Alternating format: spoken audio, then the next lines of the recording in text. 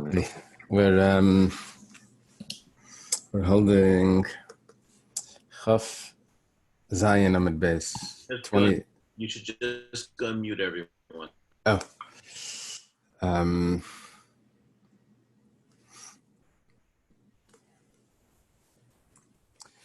So we're holding 27b, and which is 27 was today's daf. We're gonna go ahead a little bit.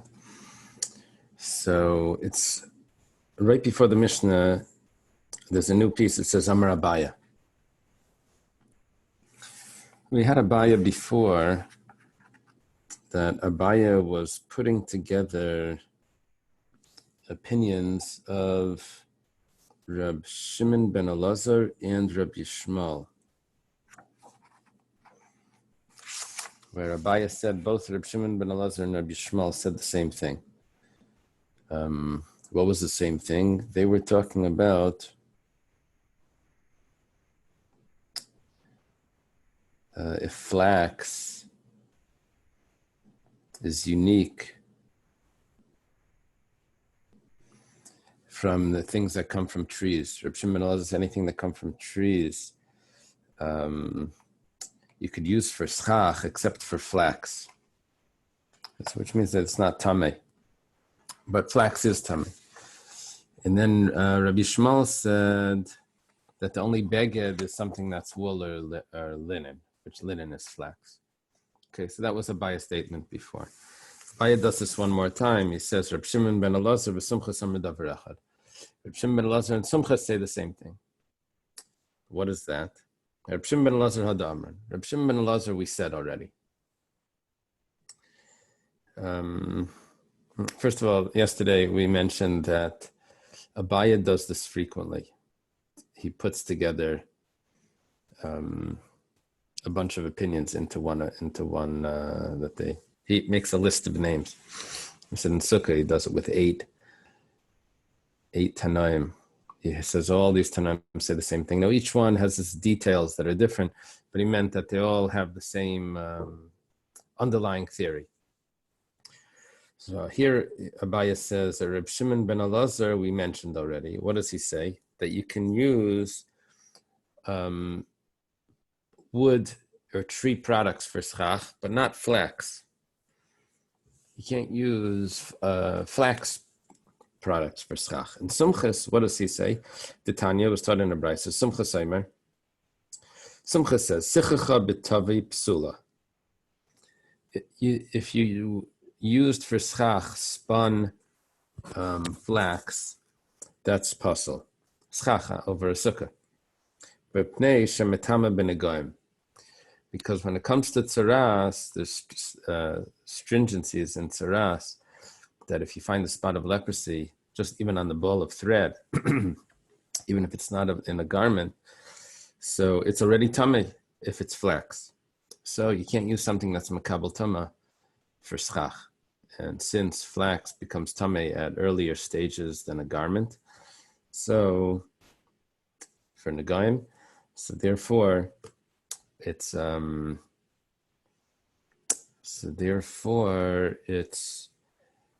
puzzle for schach. Yeah. Good question. Is this reference to any woven material? Is this specific to flax? Would it also apply to cotton? So that actually, the cotton is what we're ruling out, that it won't apply to cotton. It's only flax that comes from, that's a tree source, a vegetation source, and it's makabel tuma. Before it's turned into a cloth. If it would be a cloth already, then we said maybe it's makabel tuma when at different sizes. But over here, it's depending on the size of the cloth. Flax comes from a tree rather than a plant that grows. Well, it comes from a plant. We call it a tree. But we're putting it together as a tree product. We'll see in a moment.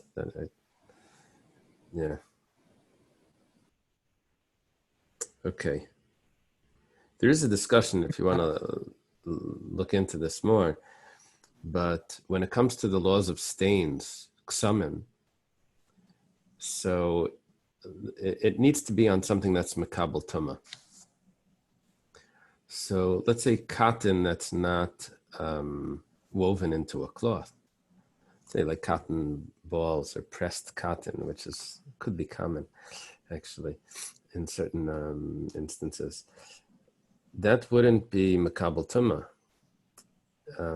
which could create certain leniencies.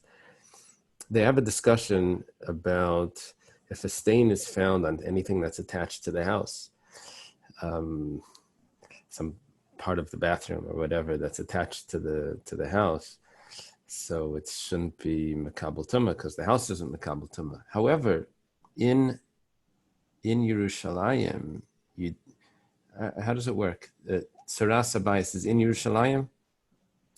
I think there's such a thing as tzaras habayis in Yerushalayim, or tzaras on a house. Now, if that's the case, then these laws of finding it on something attached to the house maybe switches in Yerushalayim or something. It could be different. Okay, so we're talking about things that are not fully woven into cloths, and nevertheless you can't use them for schach because they're flax. That Reb Shimon ben Elazar said that, and Sumchus says it. Sumchus says that even if it's spun, it's already puzzle. Come on. Who does this go like? Well, this question is a vague question because you just said two opinions. And Abai is the one that's talking. And he's learning Reb Shimon ben Elazar and he's learning Sumchus. Now, when it says come on, who does it go like? Who does what go like? So the first way of learning this is who does Sumchus go like? Sumchus just says that even if it's spun, it's already puzzle. And the Gemara answers, Ki hai Tana. Goes like the following Tana. The Tana was taught in a Mishnah. Shesi ve'erev metam min goyim miyad div Reb Meir. Wonderful. Sumchus goes like his teacher. Sumchus is a student of Reb Meir. Reb Shimon ben Elazar is also. But Sumchus goes like his teacher, that Shesi ve'erev, the warp in the weft, those threads, they're already tamei even before it's fully woven into a cloth. Okay. Rabbi Yehuda Amar Shesi Mishiyashala, it depends. He says the Shesi is when it's taken out of the kettle. They would whiten it. Erev miyad. But the other thread, the Erev thread, that becomes tamei right away. That is referring to woolen threads. But the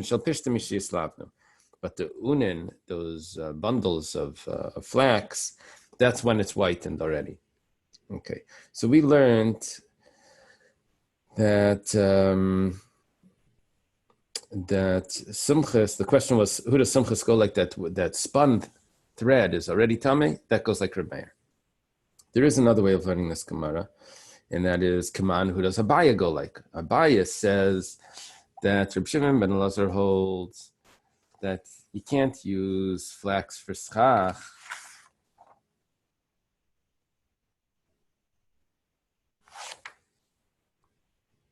He goes like Rabbi Yehuda. Why? What does Rabbi Yehuda hold?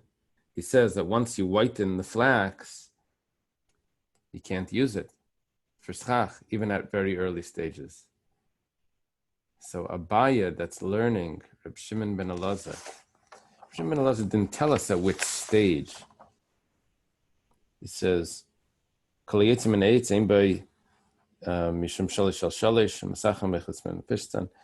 doesn't have the laws of those early cloths,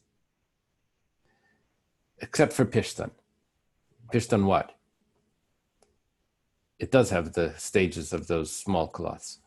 However, we're learning it now that it has not just the small cloths, it has tumah even when it's just in a bundle. In other words, when it's just like a cotton ball, or this would be a flax ball. That's what we're learning. And that goes according to Rabbi Yehuda that says once it's whitened, it's already makabel tumah. Okay, those are two ways. Rashi has them both, has both options of how to learn the question. Come on. Okay, I see the loom over there. Okay, the Mishnah says, it's interesting when in Masechta Sukkah you have 3 stages of making flax. It gives you a bunch of things how to make linen. First, you soak the linen, then you dry it. No, first you soak it, then you dry it, then you beat it, and then you comb it. And when it's soaked but not beaten, that's for sure tahar. Once it's combed, it's for sure tamei. And in the middle, if it's beaten but not soaked but not beaten, that's like unclear. The Gemara doesn't know what the halacha is about that. So it gives you different stages. Over here, we must be referring to anitze, which is it's already combed. It's already combed, but it's not woven, of course. It's not woven into cloth yet. Okay, the Mishnah says, the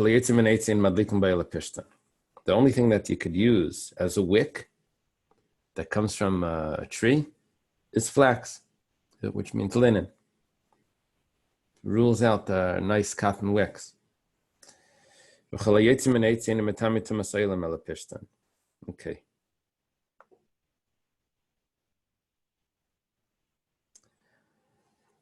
Here, we enter into a very interesting discussion.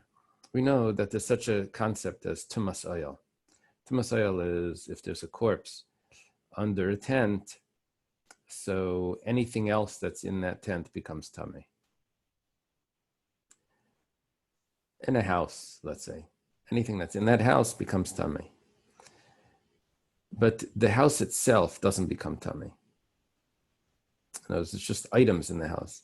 You don't have to take the house and put it in a mikveh. Now we're discussing that anything that comes from a tree doesn't have tumas oilim except for pishtan, except for linen. Linen itself becomes tamei. If you have a linen sort of covering for your house, you would have to take that itself and put it in the mikveh. Other things, wood that come from a tree, would spread tumah, but you won't have to put them in the mikveh. Here's something that it itself has to go to the mikveh. It's tumas oil in a different sort of sense, not that it's spreading tumah, but that it contracts tumah and it has to be toveled. That's what's being learned here. Okay, this is learned from Sukkim. It says, Vihiza al ha'oil. You have to sprinkle the paraduma waters on the oil itself, and the oil is going to be referring to flax. Okay, so first, Reb Naftali, the Gemara asks your question. Minal on the pishtan it creates. How do you know that flax or linen is called a tree? Amar Mazutra Damakrava, he ha'alasam hagaga v'titmanem b'pishti. By Rachav, in the city of Yericho, the spies came, and then the messengers came. She hid them up in the attic amongst the pishtei ha'etz, calls them the flax trees. So they would put it up there probably to dry, or to soak, or to dry, or whatever. And she hid them amongst it. It's called a tree. So this is called the tree product.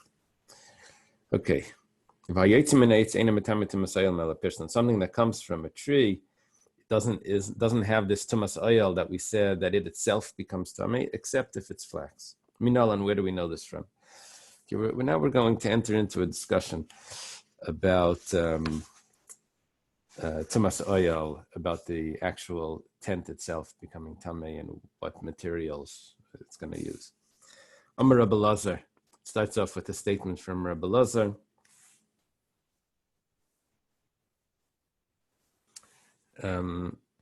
Which I believe is Rabbi Lazar ben Pedas, the Amira, the student of Rabbi Yochanan, the one that took over Rish Lakish. Rabbi Lazar says, Gamar oyel mi Mishkan. We learn it from the Mishkan. Now, this is called a Gzeir Shava, where you have the same word in two places, and if in one place it means something, so in another place it'll mean that same thing. So Ksiv, it says over here regarding Tumah, in Parshas Chukas, discussing the Paraduma Zeis, Atera Adam Kiyamas Bayal, This is the laws of a man that dies in a tent. Anything that's in the tent is tamei. So Uksiv Hasaman over there, it says, Vayifres esa oyel ala mishkan, you spread the tent over the mishkan. Now, malahalan shel pishtan, just like the covering of the mishkan, the urias, was made from linen, at least one of them. So, curry oil, afkan shel pishtan, curry oil. Also over here, what's going to be considered the tent that you're going to need to purify, that's going to be made from pishtan, from linen. Okay, we learn it. It's an analogy, a comparison. Imala halan shezurim v'chutin kafel vav afkan shezurim v'chutin kafel vav. Maybe take it a step further. Over there, the tent was made by thread that was folded 6 times. It was folded over, so it was a more thicker thread. So maybe the only type of tent is going to be made from threads that were kafel vav, that were folded 6 times. Maybe that's what it means. The Gemara is Talmud Aymar Oyel. It says tent, Oyel Riba. It says tent. It's coming to include more than just limiting it to. It's going to include extra, not just limiting it to exactly as it was in the Mishkan. The Gemara says Oyel Riba. Oh, if you're going to include things, afilu kol milinami, then why only flax? Why only linen? Include all materials as well. It says Oyel. All of them are Oyel. Any sort of material. So in King Gzer Shava Maya Hanilei. You're messing me up. We had a Gzer Shava. Once you include, then you lose the Gzer Shava was limiting it.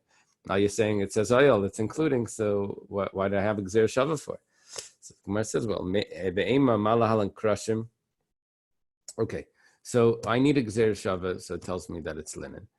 And I have an oil that tells me that it's not, it doesn't need to be kafel shisha. Now the Gemara asks, Malahalan Krashim, Afkan Krashim. 1 second. By the Mishkan, it said that the walls of the Mishkan, the beams of the Mishkan, were made from atzi shitim, made from wood. Wood is a tree product. Maybe wood also has the din of oil, that it has to go to the mikveh. So Makra, Asisa Krashim Mishkan. Oh, that's part of the question. The Gemara answers Mishkan Kari Mishkan Vein Krashim Kriyan Mishkan. No, I'm sorry, that's part of the answer. Amakra Asisa Krashim Le Mishkan. I have to emphasize the lamed. The Krashim is not the Mishkan. The Krashim is made for the Mishkan. The word Mishkan is only the covering. And Mishkan and Oyel are synonyms. So that's what I'm looking for here. I'm looking for something that's called Mishkan, which is a synonym with the oil. Now it's going to tell me what's considered an oil, only linen.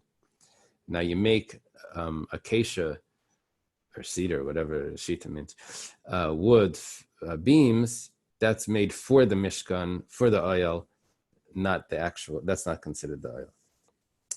Elameata, if that's the case, Basisa michsel oil, hachinami michsel lo yikri oil.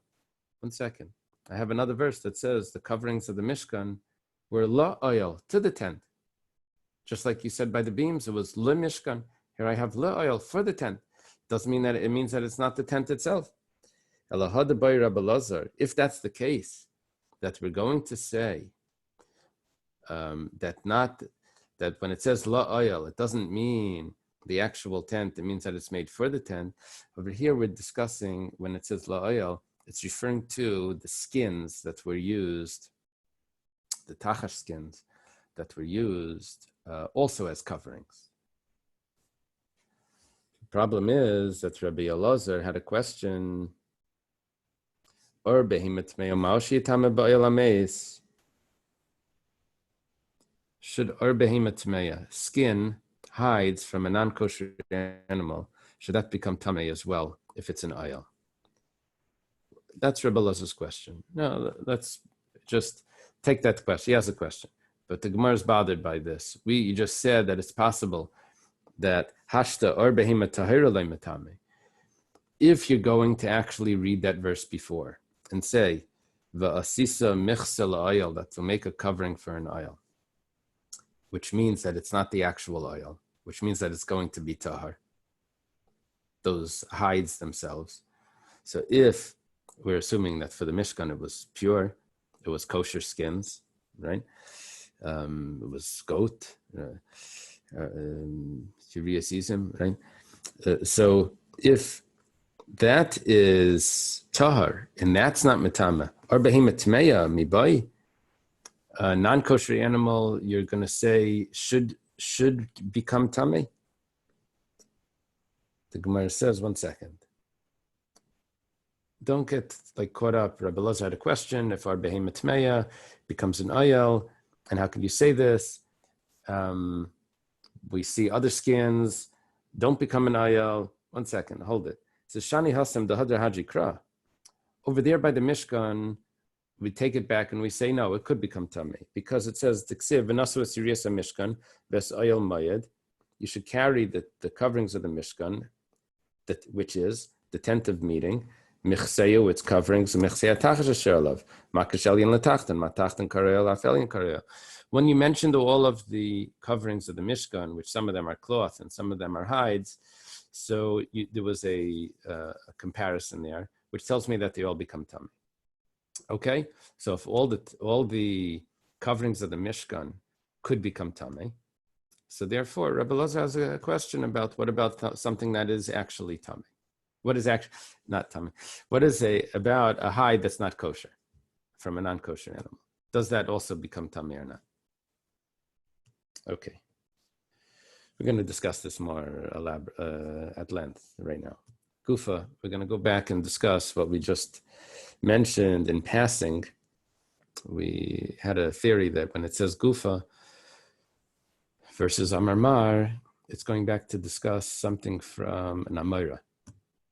So in passing, we mentioned Rabbi Elazar. Now we go back to discuss Rabbi Elazar.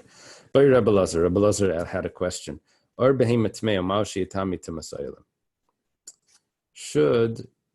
or behemoth tmeya hide from a non-kosher animal, should that become tamei if it's covering a corpse? Or do we say that everything under it is tamei, but it itself is not? In other words, it itself is considered the house. Or do we say that no, it actually becomes tamei? So when it came to kosher animals, we said that we learned from the Mishkan that it does become. What about if it's a non-kosher animal? So my kami baile, well, what was his question? Amar Avad Barava Tacha Shahya B'Moshe kami baile Tami Haya Itar Haya. His question was one of the coverings of the Mishkan was made from the hide of a tachash animal, and his question was: is tachash a non-kosher animal or is it a kosher animal? If it's a kosher animal, so then we only know kosher animals. If it's a non-kosher animal, then it will tell us that non-kosher animals also become tamei as an ayah. Rav Yosef, mighty baile.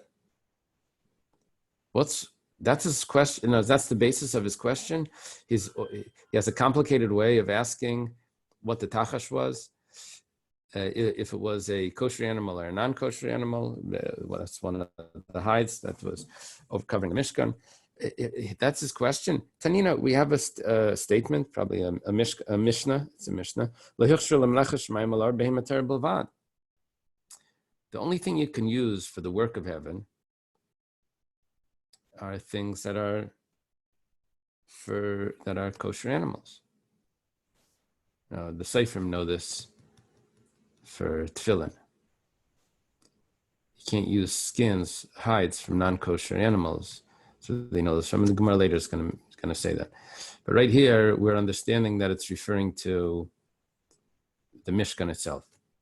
So what's his question? If the tachash is a kosher animal or not kosher animal, and that's the way he asks it is if it's going to become tamei or not. If it's used as an ayal, if a non-kosher animal is used as an ayal, it has to be kosher. It was in the Mishkan. So Masav Rabbi has a question. Rabbi Yehuda Aimer Shnei Mechsayis Hayo. There were two coverings. Echad Shaleris Elim Adam, and one was red rams, ve'echad shel eiros tachashim. And another covering was from the tachash. Rabbi Nechemia remichse echad haya v'day mekamin tala ilan. Rabbi Yehuda and Rabbi Nechemia,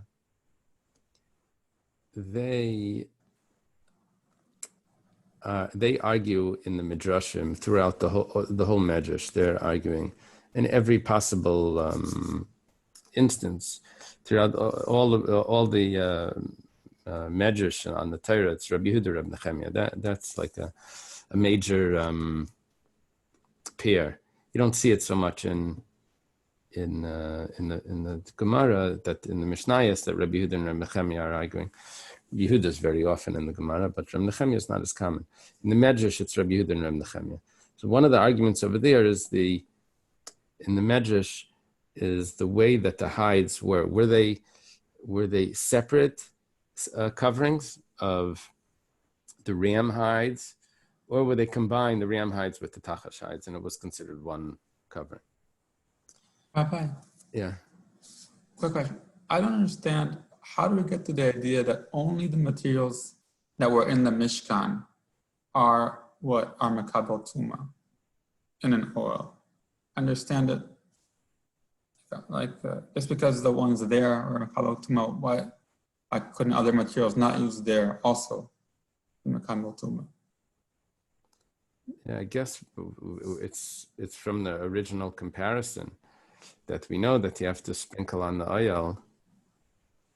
And we learned at the beginning, we said oil is oil from the Mishkan. Just like in the Mishkan, it was the flax or the linen.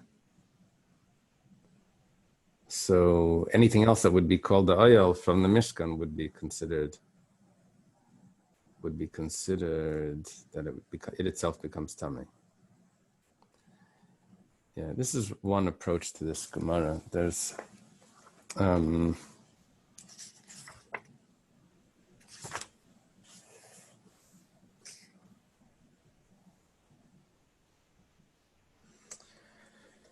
other discussions here. There's a rule, without getting too complicated in this. There's a rule that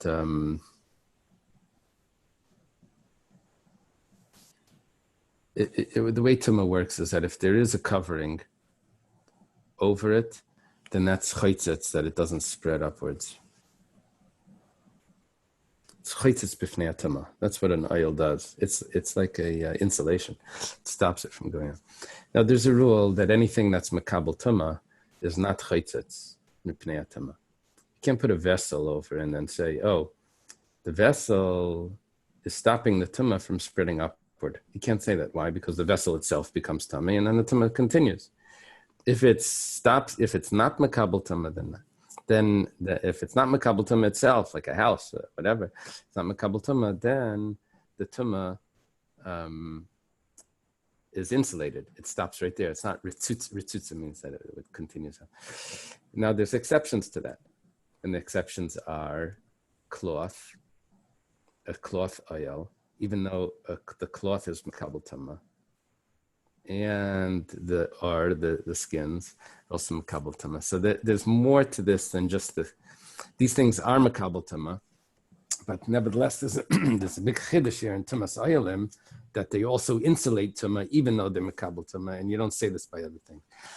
So there's a lot of discussion here regarding what exactly would be considered this cloth and this hide. This leather. Okay, so now we're discussing the non-kosher animal. So we said that Rabbi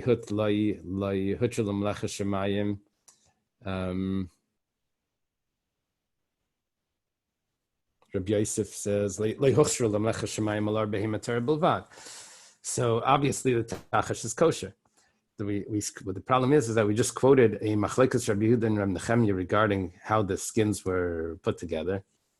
And Rabbi Nechemia, in his discussion, in his opinion, he mentions that the tachash is similar, that it was one cloth that was combined, half of the rams and half of the tachash. And he says that it's similar, the tachash was similar to tala ilan. Tala Ilan confuses Ilan, which was the fake blue dye, similar to Tchelas. That's not what this is. This is Tala Ilan. Tala Ilan is a type of animal. I don't know what the animal is. Steinsaltz probably has suggestions. I don't know if does the article have any suggestions what it is? Yeah. It says a small cat-like carnivore with a speckled multi-hued coat is a non-kosher beast. Okay. Well, the main point of it is that it's a non-kosher beast. And it has colors that we'll see soon. It has different shades in it. So, Rabbi Yosef says Leopard. something, Like a leopard. could be. Could be. Is it a small animal? Like it was a smaller animal. But Rabbi Yosef says that it needs to be a kosher animal. Rabbi Nechemia says it's like a tala ilan. It's not a non-kosher animal. The Gemara answers. One second. First, the question about tala ilan tamiyu. Tala ilan is a tummy animal. The Gemara answers hachikamar. Kmin tala ilan, who it's similar to the tala ilan sheyesh begavin harmi, that it has. V'lay tala ilan, but it's not a tala ilan dilu hasam tami bachatar. But this is actually pure. Okay, now we resolved that one. We said that it's actually a kosher animal, and it's just a similarity, but not in if it's kosher or not, similarity in color. Amar Rabbi Yosef. Rabbi Yosef says, Yihachi, if so it comes out very good. Hainu de mitagminan sas gavna, shesas gavna. Sas gavna is the Targum, the Aramaic translation for Tachash. Rabbi Yosef, who we have other places where Rabbi Yosef is an expert in Targum, I think because he wasn't supposed to say, he was blind, he wasn't supposed to say Teresh B'Ksav by heart. So he was expert in Targum. We had this in other places. So Rabbi Yosef over here says, oh, very good. If it has many colors, then it fits with the Targum, because the Targum says Sas Gavna. Sas Gavna, Gavna means colors. Gavan, I think in Hebrew, is in modern Hebrew, Gavan, a color. So definitely in the holy writings, Gavna is colors. So Sas Gavna could mean either 6 or 60, whatever, but he's learning it Shasas. It's rejoicing with its colors. It has different colors. Okay. Rava says, Or Behema Tmeya, we got to get back to the question. Is Or Behema Tmeya, non-kosher hides, are they considered an oil that they themselves become tamei if they're covering over a corpse? Or Behema Tmeya, the mitami ba'oil, we know it from here. The Tanya was taught in a brisa. Or, the pasuk says or, but really it says oy be'or, or it could have just said or, but it says or with a hide. That means riba. That's coming to include more than just a hide. Or behemoth meya, if it would be a non-kosher hide, or b'shalaka biyad kayan. Or, this is interesting, they came to the kayan to show him the tzaras. It didn't have tzaras beforehand. I guess they wanted the kayan to pronounce it tar. But when it came to the kayan's hands, while it's in his hands, the leprosy appears and it becomes tummy. Or another case, if you cut out small strips of hide in different hides and you sew them together, so it becomes like a garment. So minayin, how do you know that all of those will all become tummy? Or any work of leather. Okay, so we know that our behemoth tmeya should become tamei. Rav is learning it from tzaras. By tzaras becomes tamei. The Gemara says, 1 second. Vikla mifrach, mal lenagoyim shekein shesiv erev tamei behem. You can't do that comparison. We're talking about tumas meis. If there's a corpse, and this is a hide that's covering that corpse, and you just tell me that it's tamei based on laws of tzaras, tzaras has a totally different set of laws. For example, the laws of tzaras is that even shesiv erev, even if it's not a garment yet, it's already tamei. Even if it's just the ball of yarn ready to be put in the loom. Okay, Elagamar Mishratzim, we're going to have to do it different. We're going to have to learn from a sheretz. A sheretz also gives off tuma. The Tanya was taught, or when it says in the pasuk, or behema tahira, I only know that hide from a kosher animal becomes tummy. Or behema tmeya minayin. How do I know that hides from a non-kosher animal also become tummy? Talmud Omer oy or. It says or a hide. Okay. So we'll learn from a sheretz. And if it works by a sheretz that it becomes tamei, it should work by a tumas meis for sure. The Gemara says, 1 second. You can ask a question. Sheretz have a stringency, although it's not a overall stringency, but there is one small stringency, and that is that a sheretz could be very small and will still give off tumah. The size of a lentil. No, tumas meis needs to be much larger than that. It needs to be kazayas or kazayas min meis could be tummy bile. It needs to be larger than that. A sheretz could be much smaller. So we found like a little chumrah in a sheretz that's going to tell us that you can't learn tumas meis from a sheretz. A sheretz has this tumah. So, negoim yechichu. So we learn from but 1 second. So the Gemara says like this: don't tell me that the factor that causes sheretz to give off tumah to non-kosher hide is the factor that it gives off tumah the size of a lentil, because negoim tzaras also give off tumah to a non-kosher hide, and they don't have that factor. So don't tell me that that's the factor that's the determiner that's causing the tumah to go to a non-kosher hide, because by negoim it doesn't have that. Negoim yechichu. So, but then again, negoim has its own laws. So v'chazer adin. So this sort of logic is going to revolve, and I'm going to be left with, well, I can't learn from negoim either, because negoim has its own factors that cause it. The strength of this one is not the strength of that one, and the strength of that one is not the strength of this one. So each one has its own factor. However, the common factor is she'or tamei bahem, that's hide does become tamei, va'asa or behema tmeiak or behema taira. And non-kosher hide is just like a kosher hide, that they both become tummy. So afani avi oil ames or tummy by vanasa boy or behema tmeik or behema taira.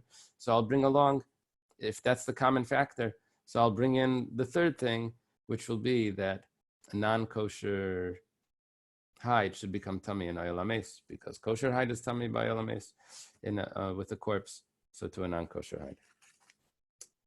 Okay. So we seem to have a source or an answer. Amalei Rava mi barnish le Ravashi yikla mifrach. Rava mi barnish, must be a later Rava, says to Ravashi, this is not a very good resolution, because there's a question on this. Malatzad Shabbos Shabem shkein tmeyin bepachis mikazayas. Tem meishin mitamela bekazayas. Both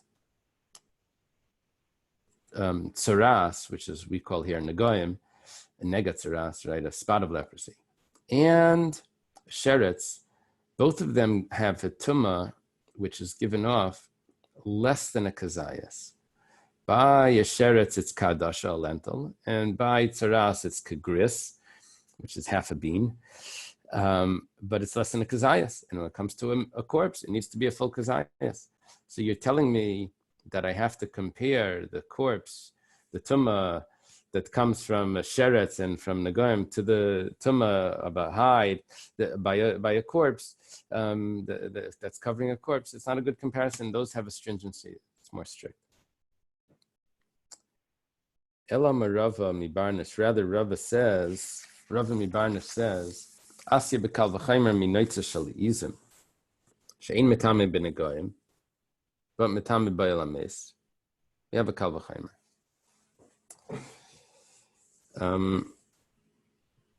When it comes to wool that's made from goat's hair,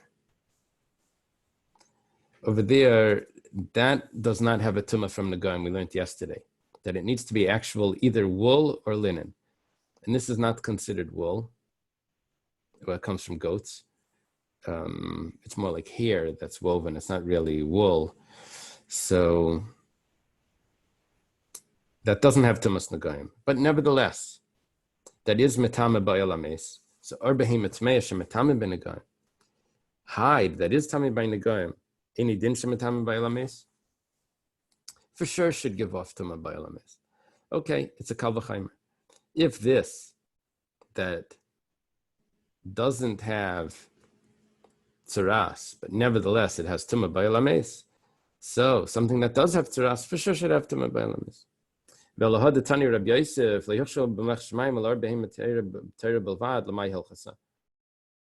second. Gemara now says, Rabbi Yosef's statement that something that's permissible to be used in the temple is only things that are kosher. We thought that was teaching me that the only thing that would become tamei ba'el hameis would be kosher hides, but non-kosher hides not. And Rabbi Yosef had good reason to tell me that, but he's just telling me what was used in the Mishkan. No, he wants to teach me halacha that kosher hides, which that was used in the Mishkan, become tamei. And I have reason for what Rabbi Yosef was saying. He's coming to teach me this halacha. But now that you're telling me that non-kosher hides also give off tumah, so why did Rabbi Yosef have to tell me what was going on in the Mishkan? That it was kosher and non-kosher? There's no halacha that comes out of that. So the Gemara says, L'tfilin. It's coming to tell me what hides I'm allowed to use for tefillin. The Gemara says, what are you telling me? Tefillin, I have psukim for tefillin behed yiksibu laman tiater s'Hashem beficha in the section of tefillin. It says that the Torah of Hashem should be in your mouth, which means mina mutter beficha. You can only write the tefillin on kosher hides, things that you could have eaten. Ela la'ayran. Rather, we're talking about not the parshias, but the batim. The parshias, I have a pasuk for. Laman ti'er teres Hashem beficha. The batim, that I learned from Rabbi Yosef's statement, that the only thing that you're allowed to use for meleches shamayim, now not referring to the Mishkan, now it's referring to the work of heaven for the tefillin. That is only things that are kosher, acceptable to be eaten. What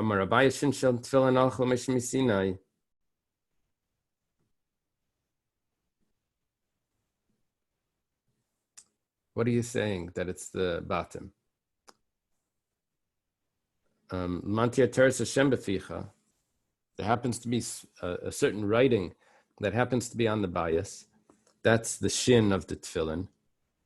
And the shin of the tefillin, which is it's made from squeezing and with these molds that they have, they're able to shape that shin on the outside of the bias.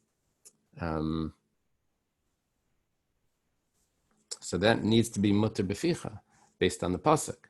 Why are you telling me that I learned from Rabbi Yosef that lehutrul melaches shamayim?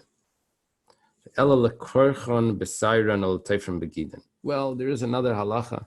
You don't know this probably if you're not a sefer, but inside the tefillin, it's wrapped in the scroll itself is wrapped in a little covering, a little piece of cloth, and there's also a hair that's wrapped over that. Is that correct? Gedalia. It's actually hair, then cloth, then hair again. Oh, okay, very good. So we have these other pieces of material. How do you know that those need to be kosher?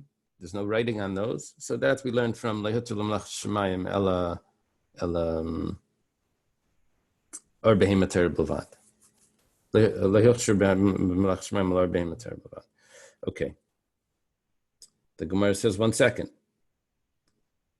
Hanami halach l'meshmi Sinai. That we also have a tradition for. It says, the Tanya, it was taught in a brisa, tefillin merubas halach l'meshmi Sinai. The fact that tefillin need to be square is halach l'meshmi Sinai. Nichrachis b'sayin and tvaris begiden.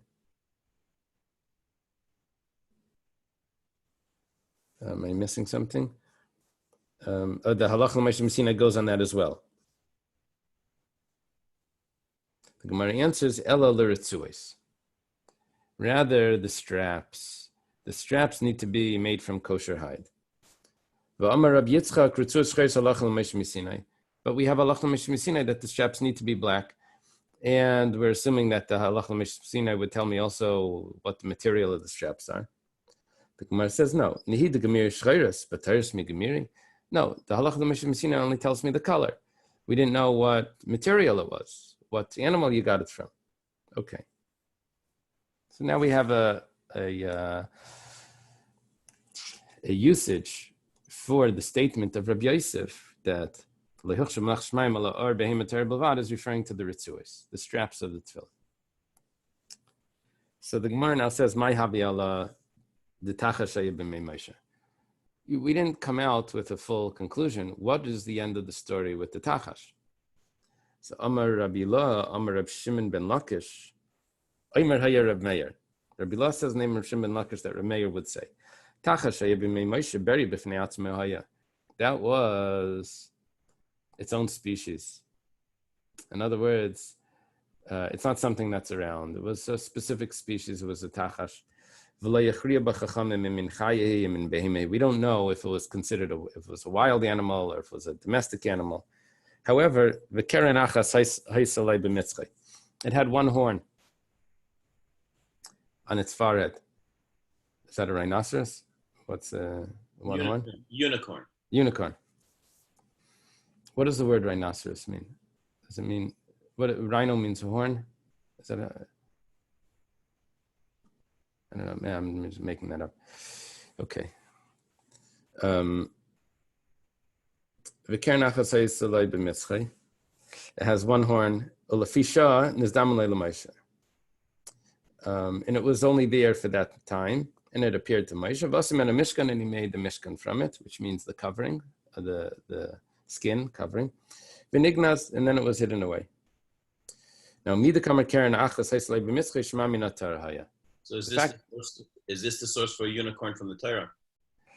So the fact that it has a horn tells me that it's kosher. How do you know that? Because Adam Rishon brought a sacrifice, and that sacrifice had one horn. That animal had a horn.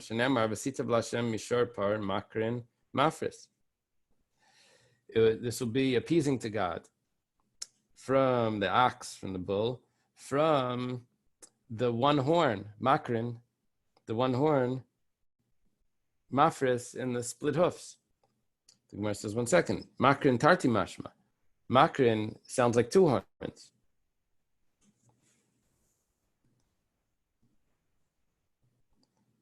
The Gemara says, Amar Rav Nachman bar Yitzchak, it doesn't say makrin, it says mikeren.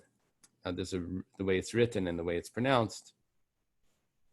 The way it's written is mikeren, but the way it's written, or makrin, the way it's spelled. What is it in the Torah? Does it have a yud there?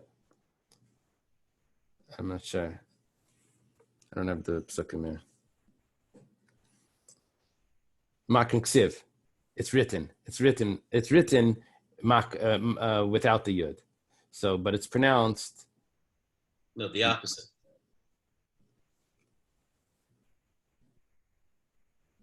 It's written with a yud.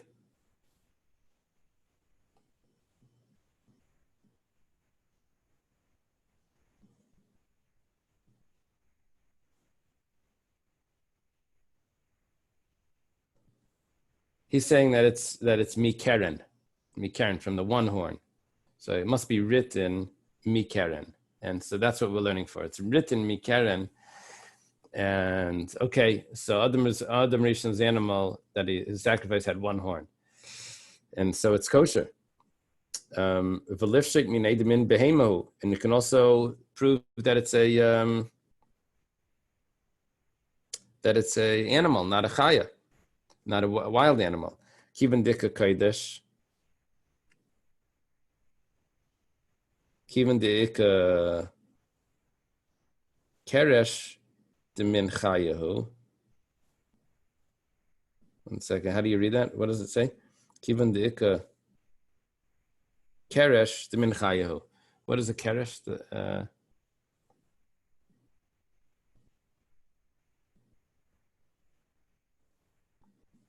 What does it translate there? A single-horned deer.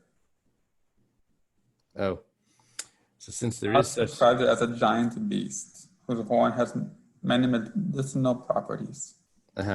So since there is another animal like that, so then it could be that that's a wild animal. So it could be it's still a wild animal. Because there is that keresh that is similar to this, that has also one horn, that's a wild animal. So we don't have an answer if it's a wild animal or if it's a behemoth. And but we do have an answer that it was a kosher animal because it was similar to the one that Adam Rishon had.